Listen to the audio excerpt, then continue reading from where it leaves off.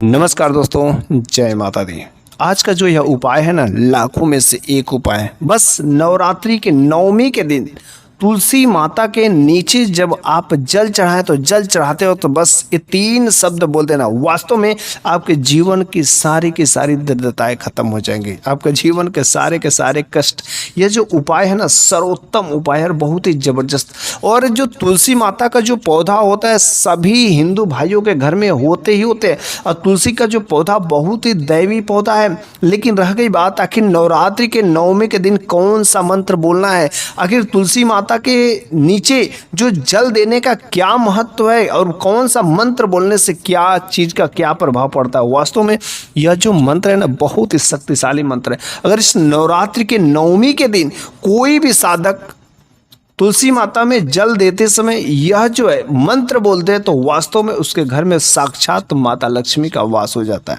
माता लक्ष्मी वास्तव में उसके घर में प्रवेश कर जाती है और साथ ही साथ उसके कई जन्मों के पाप नष्ट हो जाते हैं। उसने अपने जीवन में कितने भी बुरे कर्म किए, सारे के सारे बुरे कर्मों से मुक्ति मिल जाती है।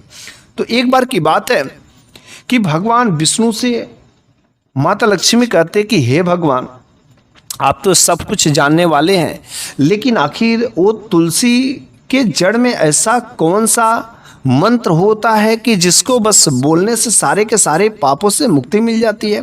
तो भगवान विष्णु ने कहा, उस मंत्र को जानने से पहले हे देवी, मैं आपको एक कहानी के माध्यम से मैं समझाऊंगा कि आखिर उस मंत्र का कितना महत्व होता है। अगर कोई भी साधक, कोई भी भक्त उस मंत्र को जपता है तुलसी में जल देते समय, तो वास्तव में उसके जीवन पर क्या प्रभाव पड़ता है। और इस नवरात्रि के नवमी में यदि कोई भी साधक, कोई भी भक्त तुलसी में जल देता है तो वास्तव में उस समय तो माता तुलसी अति जागृत अवस्था में होती है और उसके ऊपर तत्काल प्रभाव दिखाई देना पड़ता है। ये कोई झूठ छटाई बात नहीं है, वास्तव में शास्त्रों में भी वर्णित है। इसलिए आप इस वीडियो के अंत तक बने ही रहिएगा। आपके जीवन में कितने भी, बल्कि पूर्व जन्म के भी आपके पाप नष्ट हो जाते हैं, घर की दरिद्रता खत्म हो जाएगी। तो चलिए हम लोग उस किस्सा को, इस कहानी को शुरू करते हैं। आखिर भगवान विष्णु ने माता लक्ष्मी को कौन सी कहानी सुनाई थी और आखिर उस तुलसी के जो जड़ में जल देने के साथ साथ वो कौन सा मंत्र है जिसका बोलने का इतना बड़ा महत्व है। तो एक बार की बात है कि एक रमेश नाम का ब्राह्मण था।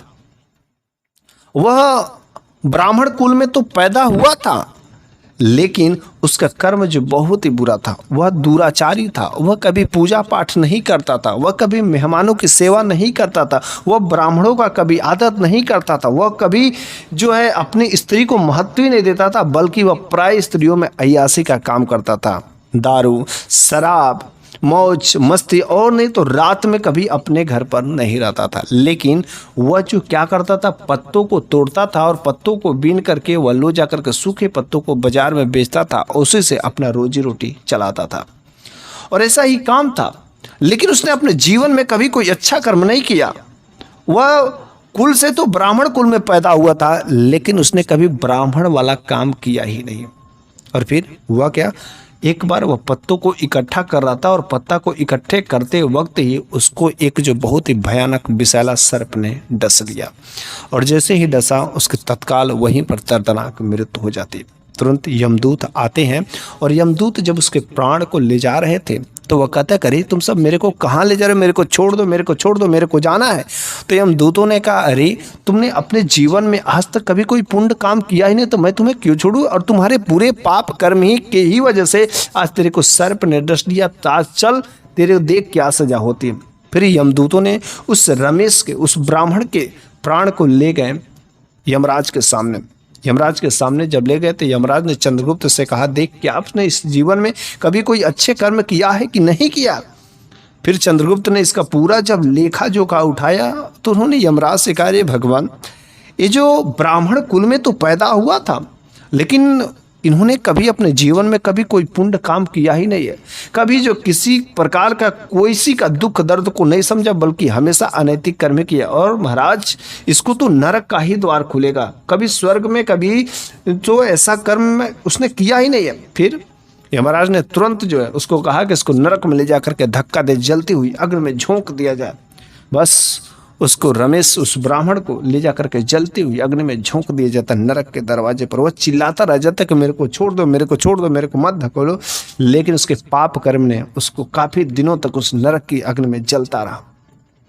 काफी दिनों तक जलने के बाद फिर जो है उससे यमराज ने धरती लोक पर बैल का जन्म दे करके भेजा। जब बैल का जन्म दे करके भेजा तो वह जो है बोझ को ढोता था, और जब तक वह जवान था बोझ को ढोता था और खूब मेहनत से काम करता था। लेकिन जब वह बैल बूढ़ा हो गया तो उसके किसान ने अर्थात उस बैल के मालिक ने उसको एक लंगड़े को बेच दिया। बस जब वह लंगड़े को बेच दिया तो लंगड़ा के पास जो भी रूखा सूखा रहता वह खिलाता और फिर वह उस पर बैठ करके सवारी करता और इधर उधर जहाँ भी जाना रहता खुद ही बैठ करके जाता था। लेकिन एक बार लंगड़ा को जो है ऊंचे पर्वत पर जाना था। किसी काम के वजह से वह बैल पर बैठ जाता है और वह ऊंचे पर्वत की तरफ चल पाता। चूंकि यह बैल बूढ़ा हो गया था, बूढ़ा होने के वजह से उसमें अब इतना हिम्मत नहीं रही कि वह ऊंचे पहाड़ी पर वह चढ़ा सके। वह चढ़ता तो था लेकिन जब तक रही जान तब तक वह चढ़ता रहा और आखिरकार वह अंत में मूर्छित होकर के वह वहीं पर गिर जाता है। जैसे ही वहीं पर गिर पड़ता है, मुख में कुछ लोग पानी डालते हैं, तब तक उधर से ही एक महात्मा जी आते हैं। महात्मा ने बैल की दशा देख करके महात्मा ने कहा कि इसके मुख में जो पानी डाला जाए शायद ये उसे होश में आ जाएगा, लेकिन उसका दम बिल्कुल तोड़ने वाला ही था, वो उठने वाला नहीं था। फिर महात्मा ने सोचा कि अगर शायद इसको कुछ अपना पुण्य दे तो यह फिर से जीवित हो जाएगा। महात्मा जी ने अपना पुण्य दिया। वहाँ पर कुछ और भी लोग इकट्ठे थे। सब लोगों ने जो भी उनके भाग में पुण्य था थोड़ा थोड़ा पुण्य सब लोगों ने दिया। साथ ही साथ वहाँ पर एक वैश्या भी आई थी।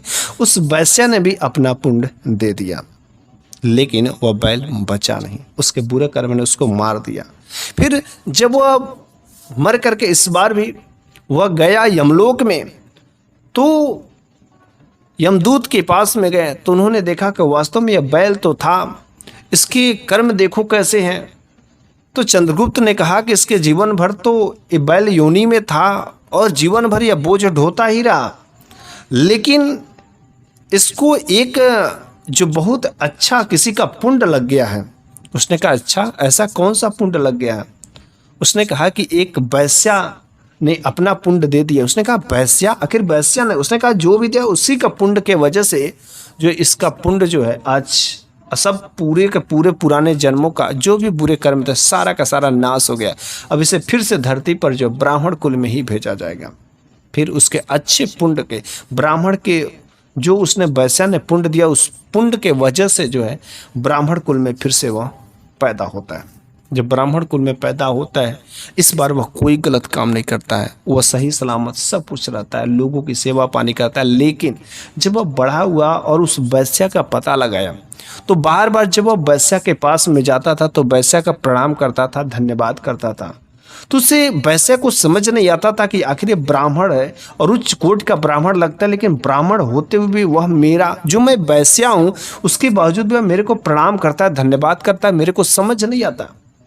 लेकिन एक दिन उस वैश्या को यह मन प्रश्न जो बार बार संशय करता जा रहा था, और एक दिन उस ब्राह्मण से पूछ ली कि हे ब्राह्मण देव, आप मेरे से उच्च कोटि के हैं, मैं एक वैश्या हूँ, शायद आपको पता भी होगा, उसके बावजूद भी आप मेरे को प्रणाम और मेरे को धन्यवाद किस चीज़ का देते हैं? मैंने आपके ऊपर ऐसा कौन सा एहसान कर दिया? कौन सा? मैंने तो कभी आपसे मुलाकात भी नहीं हुई, फिर आप मेरे को धन्यवाद क्यों देते हैं? फिर उस ब्राह्मण देव ने कहा, हे माँ, आपने ही मेरे को सब कुछ किया है।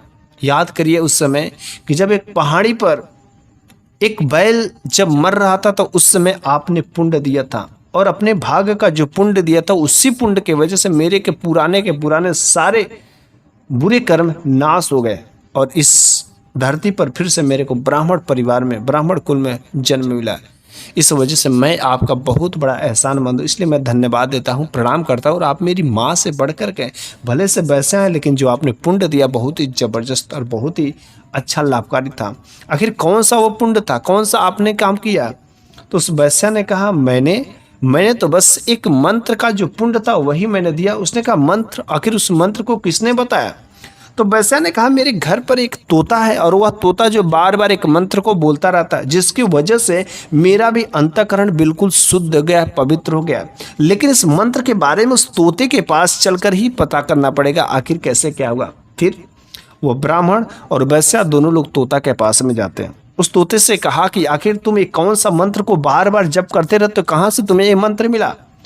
उस तोते ने कहा, हे ब्राह्मण देव, आज आप ब्राह्मण कुल में हैं, मैं तोता हूँ, लेकिन पिछले जन्म में मैं भी एक ब्राह्मण था। लेकिन ब्राह्मण होने के बावजूद भी मैंने कभी कोई पुण्य काम नहीं किया, कभी भी कोई अच्छा कर्म नहीं किया, कभी किसी का अतिथि का स्वीकार नहीं किया, कभी पूजा पाठ नहीं की, कभी ब्राह्मणों का सम्मान नहीं किया, कभी किसी जानवरों पर भला नहीं किया, कभी कोई हमने पुण्य कर्म किए ही नहीं, जिसकी वजह से जब मेरी मृत्यु हुई तो मृत्यु होने के बाद कुछ अच्छे थोड़े बहुत कर्म थे जिसकी वजह से मेरे को तोते का जन्म दिया गया।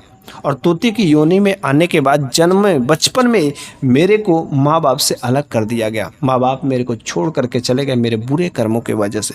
मैं जो एक डाल पर बैठ करके रो रहा था, छोटा सा बच्चा, ठंड का मौसम था, लेकिन उसी समय उस रास्ते से कुछ ऋषिवर, कुछ मुनि लोग गुजरते हैं। उनका नज़र जो मेरे ऊपर पड़ता है, दिखा कि छोटा सा बच्चा तोते का जो इतनी ठंड में मर जाएगा, उन्होंने हमको पकड़ लिया और ले जा करके अपने पिंजड़े में बंद कर दिया। वहाँ पर ऋषिवर मुनिवर ने हमको सही सलामत भोजन भी देते थे, सब कुछ देते थे, लेकिन वहाँ पर वे लोग एक काम करते थे।